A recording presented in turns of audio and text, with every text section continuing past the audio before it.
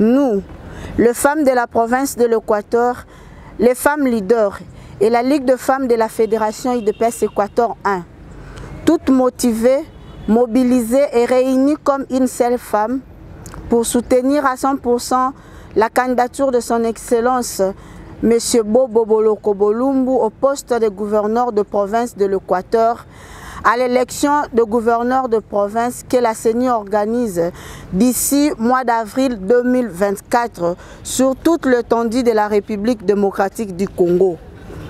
Nous soutenons indéfiniment à sa personne, s'explique dans les grandes réalisations faites, dans le souci d'accompagner la vision du chef de l'État, son Excellence, M. Félix Antoine Tshilombo, président de la République, celle d'actionner le développement dans une approche multidimensionnelle en vue de garantir l'équilibre du bienfait, du bien-être social, l'égalité, la sécurité, la paix et le vivre ensemble du peuple congolais.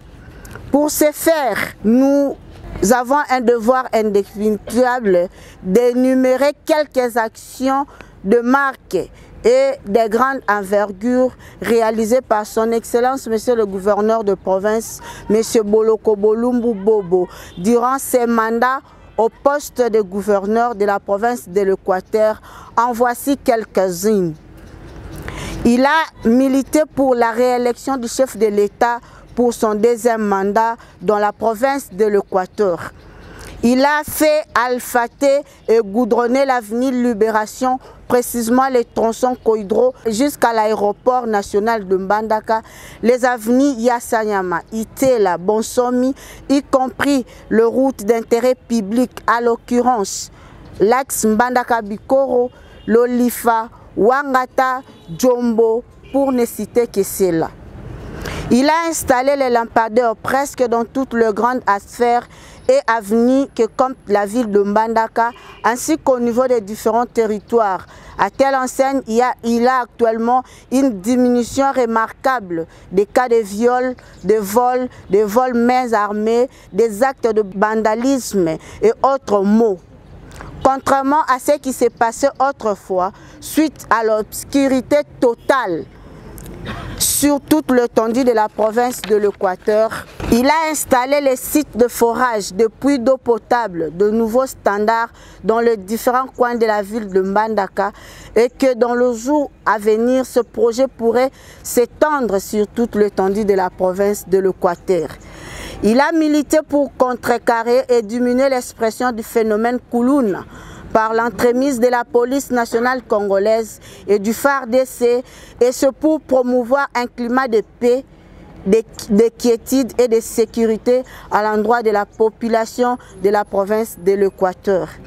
Il a posé des gestes philanthropiques et de bienfaisance en faveur de nos populations en amenant des bus Transco, des Transacademia en vue de favoriser les transports en commun et celui des étudiants dans la ville de Mbandaka ainsi qu'au niveau des localités périphériques et certains territoires de proximité tels que Bikoro Ingende.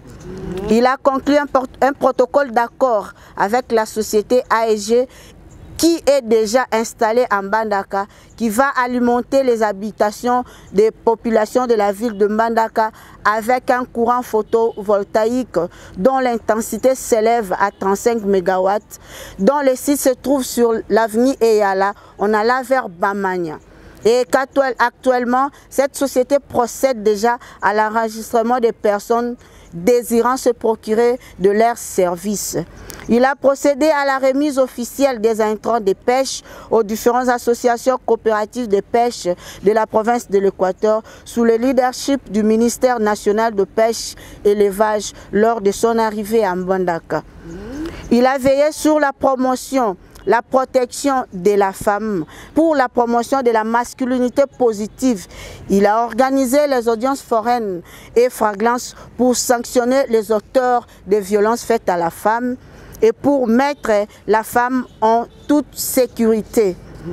Dans le souci de protéger la population équatorienne, qui était autrefois victime de plusieurs noyades dues à la non-réglementation du secteur fluvial, et le manque de moyens matériels pour réaliser un travail efficace.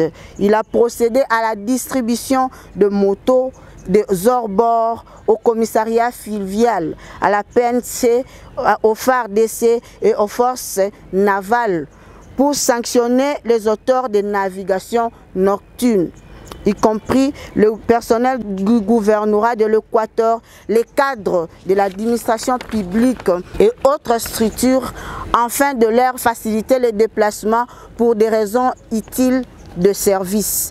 Il a milité pour la mécanisation d'un nombre élevé des agents des carrières de services publics de l'État, de nos divisions provinciales de l'Équateur auprès du gouvernement central. Il a appliqué le respect du gender ou de la parité dans toutes les institutions publiques de l'État dans la province de l'Équateur. Il a accepté la tolérance face aux critiques des opposants politiques à son égard au nom de la démocratie et de la liberté d'expression. C'est pourquoi nous sollicitons à la première dame de la République démocratique du Congo, Maman Denise Nyakeru, et du secrétaire général de l'UDPS, M. Augustin Kabouya Mouanabouté, de plaider auprès de son Excellence M. Félix Antoine Tshilombo, président de la République, chef de l'État, pour le soutien de la candidature de M. Boloko Bolumbu Bobo au poste du gouverneur en vue de mieux consolider les acquis et projeter un avenir radieux pour le développement socio-économique de la province de l'Équateur. Que vive la femme de l'Équateur, que vive la femme de la ville de Mbandaka, nous avons dit.